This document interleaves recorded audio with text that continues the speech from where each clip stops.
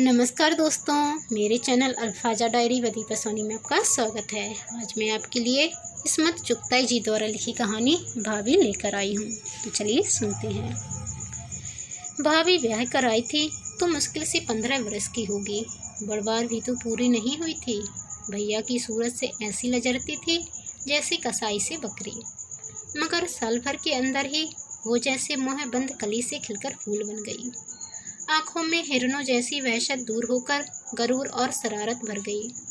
भाभी आज़ाद फिजा में पली थी, हिरनियों की तरह कुलांचे भरने की आदी थी, मगर ससुराल और मैका दोनों तरफ से उस पर कड़ी निगरानी थी। और भैया की भी यही कोशिश थी कि अगर जल्दी से उसे पक्की गृहस्थन न बना दिया गया तो वो भी अपनी बड़ी बहन की तरह कोई गुल खिलाएगी। हालांकि वो शादीशुदा थी, लिहाजा उसे गृहस्थन बनाने पर जुट गए। 4-5 साल के अंदर भाभी को घिसघिसाकर वाकई सबने गृहस्थन बना दिया। 2-3 बच्चों की माँ बनकर भद्दी और ठुस्स हो गई।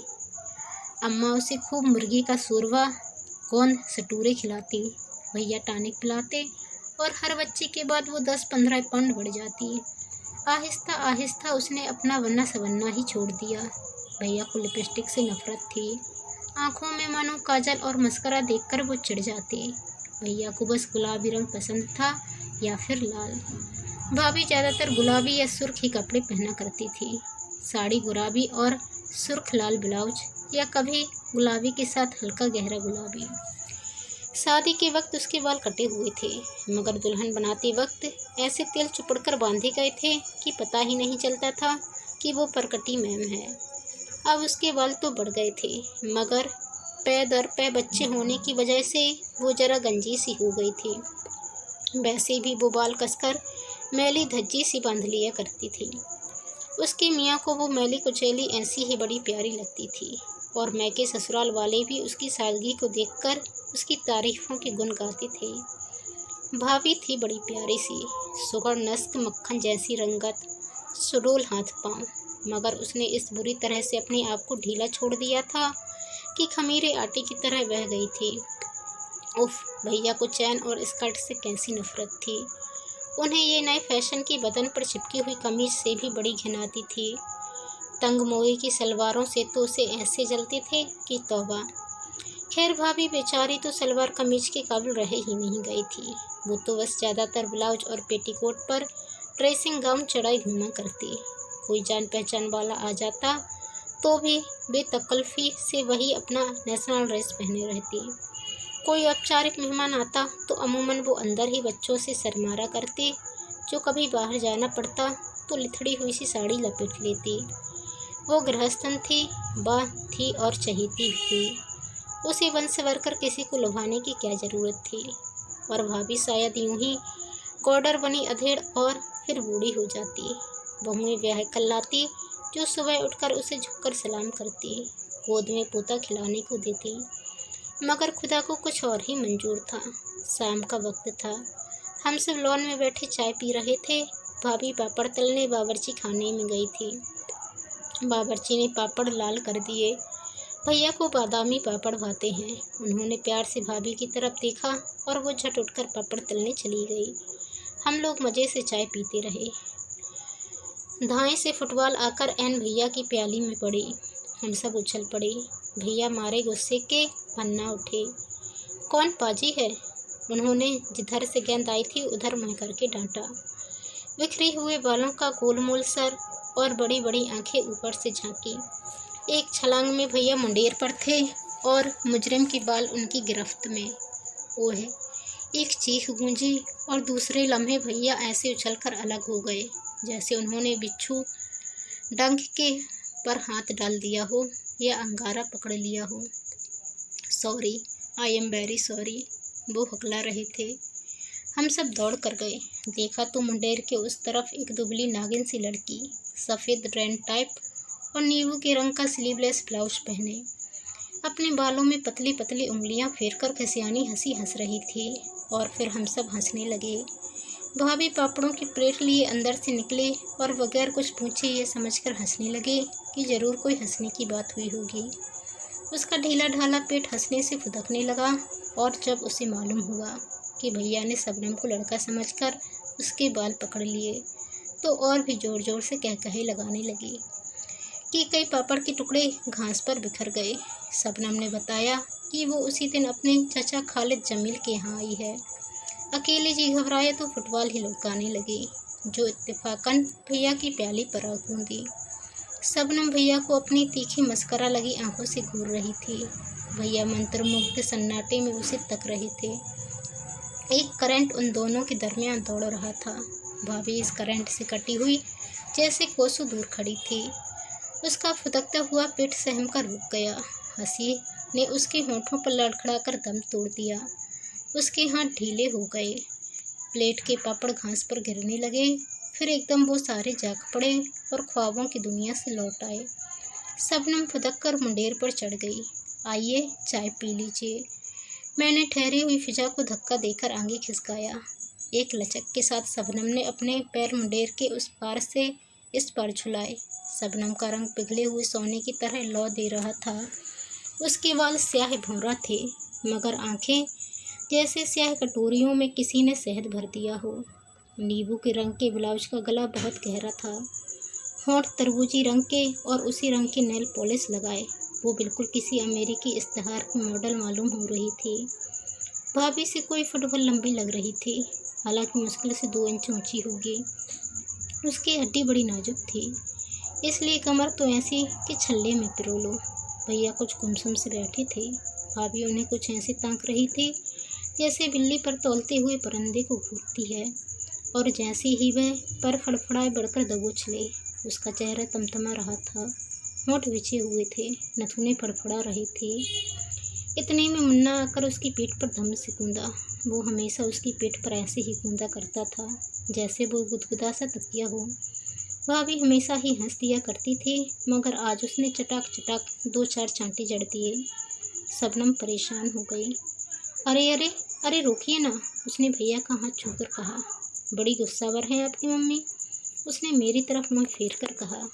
इंट्रोडक्शन कराना हमारी सोसाइटी में बहुत कम हुआ करता है, और फिर भाभी का किसी से इंट्रोडक्शन कराना अजीब सा लगता था। वो तो सूरज से ही घर की बा लगती थी। शबनम की बात पर हम सब कह मारकर हंस पड़े। भाभी मुन्नी का हाथ पकड़कर घसीटती हुई अंदर चल दी। अरे ये तो हमारी भाभी हैं, मैंने भाभी को धमधम जाती हुए देखकर कहा। भाभी? शबनम हैरत जदा होकर बोली। इनकी भैया की बीबी? ओहे, उसने संजीदगी से अपनी नजरें झुका ली। मैं समझी। उसने बात अधूरी छोड़ दी। भाभी की उम्र 23 साल है। मैंने वजाहत स्पष्टता की, मगर डोंट बी सिली। शबनम हंसी। भैया भी उठकर चल दिए। खुदा की कसम, ओहे जहालत। नहीं, भाभी ने मार्टेस से 15 साल की उम्र में सीनियर कैम्ब्रिज किया था। तुम्हारा मतलब है ये मुझसे 3 साल छोटी हैं? मैं 26 साल की हूँ। तब तो कतई छोटी हैं। ओह, और मैं समझी वो तुम्हारी मम्मी हैं। दरअसल मेरी आंखें कमज़ोर हैं, मगर मुझे ऐनक से नफरत है। बुरा लगा होगा उन्हें। नहीं, भाभी को कुछ बुरा नहीं लगता। जा बेचारी। कौन कौन भाभी? न जाने मैंने क्यों कहा। भैया अपनी बीवी पर जान देते हैं, शाफिया ने बतौर वकील कहा। बेचारी की बहुत बचपन में शादी कर दी गई होगी, 25-26 साल के थे। मगर मुझे तो मालूम भी ना हो था कि 20वीं सदी में बगैर देखे शादियां होती हैं। शबनम ने हिकारत से मुस्कुराकर कहा। तुम्हारा हर अंदाजा गलत निकल रहा है। भैया ने भाभी को देखकर बेहद पसंद कर लिया था, तब शादी हुई थी। मगर जब वो कमल के फूल जैसी नाजुक और हसीन थी। फिर ये क्या हो गया शादी के बाद? होता क्या, भाभी अपने घर की मल्लिका हैं, बच्चों की मल्लिका हैं, कोई फिल्म एक्ट्रेस तो है नहीं। दूसरे भैया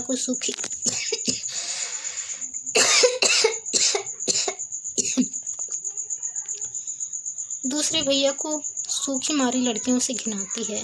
मैंने जानकर शबनम को छूट दी। वो बेवकूफ़ ना थी। भाई चाहे कोई मुझसे प्यार करे या न करे, मैं तो किसी को खुश करने के लिए हाथी का बच्चा कभी न बनूं। और मुआफ़ करना, तुम्हारी भाभी कभी खूबसूरत होंगी, मगर अब तो आपका नज़रिया भैया से अलग है। मैंने बात टाल दी, और जब वो बल खाती सीधी सुडौल टांगों को आगे पीछे झुलाती, नन्हे नन्हे कदम रखती, मुंडेर की तरफ जा रही थी। भैया बरामदे में खड़े थे। उनका चेहरा सफ़ेद पड़ गया था और बार बार अपनी गुत्ती सहला रहे थे, जैसे किसी ने वहाँ जलती हुई आग रख दी हो। चिड़िया की तरह फुदक वो मुंडेर फलांग गई। पल भर को पलटकर उसने अपनी सरवती आंखों से भैया को तौला और छलावे की तरह कोठरी में गायब हो गई। भाभी लान पर झुकी हुई तकिया आदि समेट रही थी, मगर उसने एक नज़र न आने वाला तार देख लिया जो भैया और शबनम की निगाहों के दरमियान दौड़ रहा था। एक दिन मैंने खिड़की में से देखा, शबनम फूला हुआ स्कर्ट और सफ़ेद खुले गले का ब्लाउज पहने पप्पू के साथ संबा नाच रही थी। उसका नन्हा सा पिकनीज कुर्ता टांगों में उछल रहा था। वो ऊंचे ऊंचे कहकहे लगा रही थी। उसकी सुडौल सांवली टांगें हरी हरी घास पर थिरक रही थीं। काले रेशमी बाल हवा में झलक रहे थे। 5 साल का पप्पू बंदर की तरह फुदक रहा था, मगर वो नसीली नागिन की तरह लहरा रही थी। उसने नाचते नाचते नाक पर अंगूठा रखकर मुझे चिढ़ाया। मैंने भी जवाब में ठूंसा दिखा दिया, मगर फौरन ही मुझे उसकी निगाहों का पीछा करके मालूम हुआ कि ये इशारा वो मेरी तरफ नहीं कर रही थी। भैया बरामदे में अहमकों की तरह खड़े गुद्दी सहला रहे थे और वो उन्हें मुँह चढ़ाकर चला रही थी। उसकी कमर में बल पड़ रहे थे, कूल्हे मटक रहे थे, बाहें थरथरा रही थीं, होंठ एक दूसरे से जुदा लचर रहे थे। उसने सांप की तरह लब से जुबान निकालकर अपने होठों को चाटा। भैया की आंखें चमक रही थीं और वो खड़े दांत निकाल रहे थे। मेरा दिल धक से रह गया। भाभी गोदाम में अनाज तुलवाकर बावर्ची को दे रही थी। शबनम की बच्ची, मैंने दिल में सोचा, मगर गुस्सा मुझे भैया पर भी आया। उन्हें दांत निकालने की क्या ज़रूरत थी? इन्हें तो शबनम जैसे कांटों से नफरत थी। इन्हें तो अंग्रेजी नाचों से घिन आती थी। फिर वो क्यों खड़े उसे तक रहे थे? और ऐसी भी क्या बेसुधी कि उनका जिस्म संबा की ताल पर लजर रहा था और उन्हें खबर न थी। इतने में बॉय चाय की ट्रे लेकर लॉन पर आ गया। भैया ने हम सबको आवाज़ दी और बॉय से कहा, भाभी को भेज दे। रसमन शबनम को भी बुलावा देना पड़ा। मेरा तो जी चाह रहा था कतई उसकी तरफ से मैं फेर कर बैठ जाऊं, मगर जब वो मुन्ने को पद्दी पर चढ़ाए मुंडेर फनकाल कर आई तो न जाने क्यों मुझे वो कतई मासूम लगी। मुन्ना स्कार्फ लगामों की तरह थामे हुए था और वो घोड़ों की चाल उछलती हुई लान पर दौड़ रही थी। भैया ने मुन्ने को उसकी पीठ पर से उतारना चाहा, मगर वो और चिमट गया। अभी और थोड़ा चले आंटी? नहीं बाबा, आंटी में दम नहीं, शबनम चिल्लाई। बड़ी मुश्किल से भैया ने मुन्ने को उतारा, मुँह पर एक चांटा लगाया। एकदम तड़पकर शबनम ने उसे गोद में उठा लिया और भैया के हाथ पर जोर का थप्पड़ लगाया। शर्म नहीं आती? इतने बड़े ऊँट के ऊँट छोटे से बच्चे पर हाथ उठाते हैं। भाभी को आता देखकर उसने मुन्ने को गोद में दे दिया। उसका थप्पड़ खाकर भैया मुस्कुरा रहे थे। देखिए तो कितनी जोर से थप्पड़ मारा है। मेरे बच्चे को कोई मारता तो हाथ तोड़कर रख देती। उसने शरबत की कटोरियों में जहर घोलकर भैया को देखा और फिर हंस रहे हैं भैया। दम भी है जो हाथ तोड़ोगी? भैया ने उसकी कलाई मरोड़ी। वो बल खाकर इतनी जोर से चीखी कि भैया ने कांपकर उसे छोड़ दिया और वो हंसते हंसते ज़मीन पर लौट गई। चाय के दरमियान भी शबनम की शरारतें चलती रहीं। वो बिल्कुल कमसिन छोकरियों की तरह चुहले कर रही थी। भाभी गुमसुम बैठी थी। आप समझे होंगे शबनम की वजूद से डरकर उन्होंने अपनी तरफ तवज्जो देनी शुरू कर दी होगी। जी कतई नहीं, वो तो पहले से भी ज़्यादा मैली रहने लगी, पहले से भी ज़्यादा खाती। हम सब तो हंस ज़्यादा रहे थे, मगर वो सिर झुकाए नहायत तन्मयता से केक उड़ाने में मसरूफ़ थी। चटनी लगा लगा कर भुजिया निकल रही थीं। सिके हुए तोशों पर ढेर सा मक्खन लगा लगा कर खाई जा रही थीं। भैया और शबनम को देख देख कर हम सब ही परेशान थे और शायद भाभी भी फिक्रमंद होंगी, लेकिन अपनी परेशानी को वो मुर्गन खानों में दफन कर रही थीं। उन्हें हर वक्त खट्टी डकारें आया करती, मगर वो चूरन खा खा कर पुलाव कोरमा हजम करती। वो सहमी सहमी नज़रों से भैया और शबनम को हंसता बोलता देखती। भैया तो कुछ और भी जवान लगने लगे थे। शबनम के साथ वो सुबह शाम समंदर में तैरते। भाभी अच्छा भला तैरना जानती, मगर भैया को स्विमिंग सूट पहने औरतों से सख्त नफरत थी। एक दिन हम सब समंदर में नहा रहे थे। शबनम 2 धज्जियाँ पहने नागिन की तरह पानी में बल खा रही थी। इतने में भाभी, जो देर से मुन्ने को पुकार रही थी, आ गईं। भैया शरारत के मूड में तो थे ही, दौड़कर उन्हें पकड़ लिया और हम सब ने मिलकर उन्हें पानी में घसीट लिया। जब से शबनम आई थी, भैया बहुत शरारती हो गए थे। एकदम से वो दांत किचकिचाकर भाभी को हम सबके सामने भींच लेते, उन्हें गोद में उठाने की कोशिश करते, मगर वो उनके हाथों से बोंबल मछली की तरह फिसल जाती। फिर वो खिसिया कर रह जाते, जैसे कल्पना में वो शबनम को ही उठा रहे थे, और भाभी लज्जित होकर फौरन पुडिंग या कोई और मज़ेदार डिश तैयार करने चली जाती। उस वक्त जो उन्हें पानी में धकेला गया तो वो गठरी की तरह लुढ़क गई। उनके कपड़े जिस्म पर चिपक गए और उनके जिस्म का सारा भौड़ापन भयानक तरीके से उभर आया। कमर पर जैसे किसी ने रजाई लपेट दी थी। कपड़ों में वो इतनी भयानक नहीं मालूम होती थी। ओहे, कितनी मोटी हो गई हो तुम, भैया ने कहा। उफ, तौंद तो देखो, बिल्कुल गामा पहलवान मालूम हो रही हो। 4 बच्चे होने के बाद कमर। मेरे भी तो 4 बच्चे हैं, मेरी कमर तो डनलप पिल्लों का गद्दा नहीं बनी, उन्होंने अपने सुडौल जिस्म को ठोक बजाकर कहा। और भाभी मैं तो थाई भीगी मुर्गी की तरह पैर मारती, झुरझुरियाँ लेती, रेत में गहरे गहरे गड्ढे बनाती, मुन्ने को घसीटती चली गई। भैया बिल्कुल बेतवज्जो होकर शबनम को पानी में डुबकियाँ देने लगे। जब नहा कर आए तो भाभी सर झुकाए खुबानियों के मुरब्बे पर क्रीम की तह जमा रही थीं। उनके होंठ सफ़ेद हो रहे थे और आंखें सुर्ख थीं। गटारचे की गुड़ियाँ जैसे मोटे मोटे गाल और सूजे हुए मालूम हो रहे थे। लंच पर भाभी बेइंतहा गमगीन थी, लिहाजा बड़ी तेजी से खुबानियों को मुरब्बा और क्रीम खाने में जुटी हुई थी।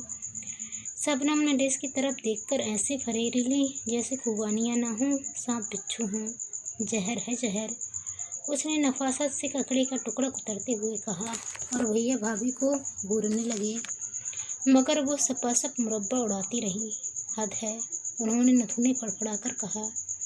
भाभी ने कोई ध्यान न किया और करीब करीब पूरी डिश प्लेट में उटेल दी। उन्हें मुरब्बा शोरबा खाता देखकर ऐसा मालूम होता था जैसे भोर ईर्ष्या दोष के तूफान को रोकने के लिए बंद बांध रही हूँ।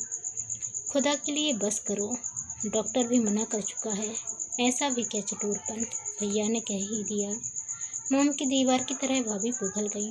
भैया की नस्तर चर्बी की दीवारों को चीरता हुआ ठीक दिल में उतर गया।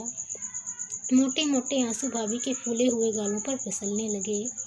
सिसकियों ने जिस्म के ढेर में जलजला पैदा कर दिया। दुबली पतली और नाजुक लड़कियां किस लतीफ़ और सुहाने अंदाज में रोती हैं, मगर भाभी को रोते देखकर बजाय दुख की हंसी आती थी, जैसे कोई रुई के भीगे हुए ढेर को डंडों से पीट रहा हो। वो नाक पहुँचती हुई उठने लगी, मगर हम लोगों ने रोक लिया और भैया को डांटा। खुशामद करके वापस उन्हें बिठा लिया। बेचारी नाक सुड़काती बैठ गई, मगर जब उन्होंने कॉफ़ी में 3 चम्मच शक्कर डालकर क्रीम की तरफ हाथ बढ़ाया तो एकदम ठिठक गईं। सहमी हुई नज़रों से शबनम और भैया की तरफ देखा। शबनम बामुश्किल अपनी हंसी रोके हुए थी। भैया मारे गुस्से के रुआंसे हो रहे थे। वो एकदम भन्ना कर उठे और जाकर बरामदे में बैठ गए। उसके बाद हालात और बिगड़े। भाभी ने खुल्लम खुल्ला ऐलाने जंग कर दिया। किसी ज़माने में भाभी का पठानी खून बहुत गर्म था, जरा सी बात पर हाथापाई पर उतर आया करती थी, और बारहा भैया से गुस्सा होकर बजाय मुँह फुलाने के वो खूंखार बिल्ली की तरह उन पर टूट पड़ती, उनका मुँह कसोट डालती, दांतों से गिरेबान की धज्जियाँ उड़ा देती। फिर भैया उन्हें अपनी बाहों में भींचकर बेबस कर देते और वो उनके सीने से लगकर प्यासी डरी हुई चिड़िया की तरह फूट फूट कर रोने लगती। फिर मिलाप हो जाता और झेंपी खिसियानी वो भैया के मुँह पर लगे हुए खरोंचों पर प्यार से टिंचल लगा देती, उनके गिरेबान को रफू कर देती और मीठी मीठी शुक्रगुजार आंखों से उन्हें तकती रहती। ये तब की बात है जब भाभी हल्की फुल्की तीतरी की तरह तर्रार थीं, लड़ती हुई छोटी सी पश्चिमी बिल्ली मालूम होती थी। भैया को उन पर गुस्सा आने की बजाय और शिद्दत से प्यार आता, मगर जब उन पर गोश्त के जिहाद बोल दिया तो बहुत ठंडी पड़ गई थी। उन्हें अव्वल तो गुस्सा ही ना आता, और अगर आता भी तो फौरन इधर उधर काम में लगकर भूल जाती। उस दिन उन्होंने अपने इस भारी भरकम डील डॉल को भूलकर भैया पर हमला कर दिया। भैया सिर्फ उनके बोझ से धक्का खाकर दीवार से जा चिपके। रुई के गट्ठर को यूं लुढ़कते देखकर उन्हें सख्त घिन आई। न गुस्सा हुए न बिगड़े। शर्मिंदा उदास सर झुकाए कमरे से निकल भागे। भाभी वहीं पसर कर रोने लगी। बात और बढ़ी और एक दिन भैया के साले आकर भाभी को ले गए तो खुद भाभी ने चचा जाद भाई थे। भैया उस वक्त शबनम के साथ क्रिकेट का मैच देखने गए हुए थे तो फैल ने शाम तक उनका इंतजार किया। वो न आए तो मजबूरन भाभी और बच्चों का सामान तैयार किया। जाने से पहले भैया घड़ी भर को खड़े खड़े आए। दहली के मकान मैंने इनके मेहर में दिए। उन्होंने रुखाई से तोफेब से कहा। मेहर? भाभी थर थर कांपने लगी। हाँ, तलाक के कागजात वकील के जरिए पहुंच जाएंगे। मगर तलाक? तलाक का क्या जिक्र है, इसी में बेहतरी है। मगर बच्चे? ये चाहे तो उन्हें ले जाएं, वरना मैंने बोर्डिंग में इंतजाम कर लिया है। एक चीख मारकर भाभी भैया पर झपटी, मगर उन्हें घसीटने की हिम्मत न हुई। सहमकर ठिठक गईं और फिर भाभी ने अपने नारित्व को पूरी तरह बेआबरू करवा डाली। वो भैया के पैरों पर लौट गई, नाक तक रगड़ डाली। तुम उससे शादी कर लो, मैं कुछ न कहूँगी, मगर खुदा के लिए मुझे तलाक ना दो। मैं यूं ही जिंदगी गुजार दूंगी, मुझे कोई शिकायत ना होगी। मगर भैया ने नफरत से भाभी के थुल-थुल करते जिस्म को देखा और मुँह मोड़ लिया। मैं तलाक दे चुका, अब क्या हो सकता है? मगर भाभी को कौन समझाता? वो बिलबिलाए चली गई। बेवकूफ़! तुफैल ने एक ही झटके में भाभी को जमीन से उठा लिया। वो गधी कहीं की, चल उठ। और वो उसे घसीटते हुए ले गए। क्या दर्दनाक क्षमा था। फूट फूट कर रोने में हम भाभी का साथ दे रहे थे। अम्मा खामोश एक एक का मुँह तक रही थीं। अम्मा की मौत के बाद उनके घर में कोई हैसियत नहीं रह गई थी। भैया खुद मुख्तार थे, बल्कि हम सबके सरपरस्त थे। अम्मा उन्हें बहुत समझा कर हार चुकी थीं। उन्हें इस दिन की अच्छी तरह खबर थी, मगर क्या कर सकती थीं। भाभी चली गई। फिजा ऐसी खराब हो गई थी कि भैया और शबनम भी शादी के बाद हिल स्टेशन पर चले गए। ननन 7-8 साल गुजर गए, कुछ ठीक अंदाजा नहीं। हम सब अपने अपने घरों की हुई। अम्मा का इंतकाल हो गया, आशियाना उजड़ गया, भरा हुआ घर सुनसान हो गया, सब इधर उधर उड़ गए। 7-8 साल आंखें झपकते न जाने कहाँ गुम हो गए। कभी साल 2 साल में भैया की कोई खैर खबर मिल जाती। वो ज़्यादातर हिंदुस्तान से बाहर मुल्कों की चक फेरियों में उलझे रहे। मगर जब उनका खत आया कि वो मुंबई आ रहे हैं तो भूला बिसरा बचपन फिर से जाग उठा। भैया ट्रेन से उतरे तो हम दोनों बच्चों की तरह लिपट गए। शबनम मुझे कहीं नजर न आई। उनका सामान उतर रहा था। जैसे ही भैया से उसकी खैरियत पूछने को मुड़ी, तब से एक वजनी हाथ मेरी पीठ पर पड़ा और कई मन का गरम गरम गोश्त का पहाड़ मुझसे लिपट गया। भाभी, मैंने प्लेटफॉर्म से नीचे गिरने से बचने के लिए खिड़की में झूलकर कहा। जिंदगी में मैंने शबनम को कभी भाभी न कहा था। वो लगती थी तो शबनम ही थी, लेकिन आज मेरे मुंह से बेअख्तर भाभी निकल गया। शबनम की फुआर उन चंद सालों में गोश्त और पोस्त मस्त त्वचा का लौंदा जैसे बन गई। मैंने भैया की तरफ देखा। वो वैसे ही दराज कद और चेहरे थे, एक तोला गोश्त ना इधर ना उधर। जब भैया ने शबनम से शादी की तो सभी ने कहा था शबनम आज़ाद लड़की है, पक्की उम्र की है। भाभी तो ये मैंने शहजाद को हमेशा भाभी ही कहा। हाँ तो शहजाद भोली और कमसिन थी, भैया के काबू में आ गई। ये नागिन उन्हें डस कर बेशुद्ध कर देगी, उन्हें मजा चखाएगी। मगर मजा तो लहरों को सिर्फ चट्टान ही चखा सकती है। बच्चे बोर्डिंग में हैं, छुट्टी नहीं थी उनकी। शबनम ने खट्टी डकारें भरी सांस मेरी गर्दन पर छोड़कर कहा, और मैं हैरत से उस गोश्त के ढेर में उस शबनम को पुआर को ढूंढ रही थी जिसने शहजाद के प्यार की आग को बुझाकर भैया के कलेजे में नई आग भड़का दी थी। मगर ये क्या, उस आग में भस्म हो जाने से भैया तो और भी सच्चे सोने की तरह तपकर निखर आए थे। आग खुद अपनी तपिश में भस्म होकर राख का ढेर बन गई थी। भाभी तो मक्खन का ढेर थी, मगर शबनम तो झुलसी हुई टस्साली राख थी। उसका सांवला कुंदनी रंग मरी हुई छिपकली के पेट की तरह और जल्द हो चुका था। वो शबनम घुली हुई आंखें गंदली और बेरौनक हो गई थीं। पतली नागिन जैसी लचकती हुई कमर का कहीं दूर दूर तक पता न था। वो मुस्तकिल तौर पर हामिला मालूम होती थी। वो नाजुक नाजुक लचकीली शाखों जैसी बाहें मुद्गर की तरह हो गई थीं। उसके चेहरे पर पहले से ज़्यादा पाउडर थपा हुआ था। आंखें मस्कारा से लिथड़ी हुई थीं। भवें शायद गलती से ज़्यादा नुच गई थीं। जब भी इतनी गहरी पेंसिल घिसनी पड़ी थी। भैया रिडज में ठहरे। रात को डिनर पर हम वहीं पहुंच गए। कैबरे अपने पूरे सबाब पर था। मिस्त्री हसीना अपने छाती जैसे पेट को मरोड़िया दे रही थी। उसके कूल्हे दायरों में लचक रहे थे। सुडोल मरमरी बाजू हवा में थरथरा रहे थे। बारीक सिफान में से उसकी रूफली टांगे हाथी दांत के तरासे हुए सतूनों खंभों की तरह फड़क रही थीं। भैया की भूखी आंखें उसके जिस्म पर बच्चों की तरह रेंग रही थीं। वो बार बार अपनी बुद्धि पर अनजानी चोट सहला रहे थे। भाभी, जो कभी शबनम थी, मिस्त्री रक्कासा नर्तकी की तरह लहराई हुई बिजली थी, जो एक दिन भैया के होशो हवास पर गिरी थी, आज रेत के ढेर की तरह भसकी बैठी थी। उसके मोटे मोटे गाल खून की कमी और मुश्किल स्थायी बदहजमी की वजह से पीलेपन की ओर अग्रसर हो रहे थे। नियॉन लाइट्स की रोशनी में उसका रंग देखकर ऐसा मालूम हो रहा था जैसे किसी अनजाने नाग ने डस लिया हो। मिस्त्री रक्कासा के कूल्हे तूफान मचा रहे थे और भैया के दिल की नाव उस भंवर में चक फेरियां खा रही थी। 5 बच्चों की माँ शबनम, जो अब भाभी बन चुकी थी, सहमी सहमी नजरों से उन्हें तक रही थी। ध्यान बटाने के लिए वो तेजी से भुना हुआ मुर्गा हड़प कर रही थी। ऑर्केस्ट्रा ने एक भरपूर सांस खींची। साज कराहे, ड्रम का दिल गूंज उठा। मिस्त्री रक्काशा की कमर ने आखिरी झकोले लिए और निढाल होकर मरमरी फर्श पर फैल गई। हाल तालियों से गूंज रहा था। शबनम की आंखें भैया को ढूंढ रही थीं। वह तरोताजा रसभरी और क्रीम का जग ले आया। बेख्याली में शबनम ने प्याला रसभरियों से भर लिया। उसके हाथ लजर रहे थे। आंखें चोट खाई हुई हिरनियों की तरह परेशान चौकड़ियां भर रही थीं। भीड़ भाड़ से दूर हल्की अंधेरी बालकनी में भैया खड़े मिस्त्री रक्काशा का सिगरेट सुलगा रहे थे।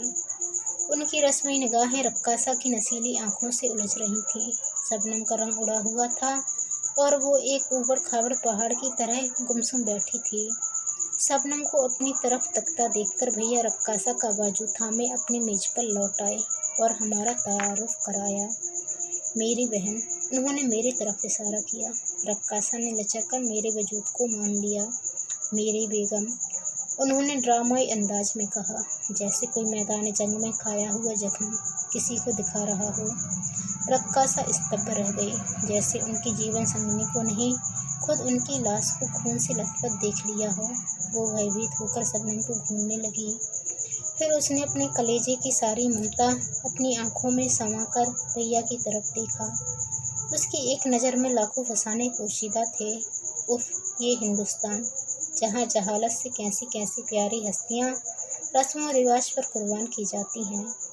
काबिले परस्त है वो लोग और काबिले रहम है भी, जो ऐसी ऐसी सजाएं भुगतते हैं। मेरी शबनम भाभी ने रक्काशा की निगाहों में ये सब पढ़ लिया। उसके हाथ कांपने लगे। परेशानी छुपाने के लिए उसने क्रीम का जग उठाकर रसभरियों पर उड़ेल दिया और जुट गई। प्यारे भैया, हैंडसम और मजलूम, सूरज देवता की तरह हसीन और रोमांटिक, शहद भरी आंखों वाले भैया, चट्टान की तरह अटल, एक अमर शहीद का रूप सजाए बैठे मुस्कुरा रहे थे। एक लहर चूर चूर उनके कदमों में पड़ी दम तोड़ रही थी।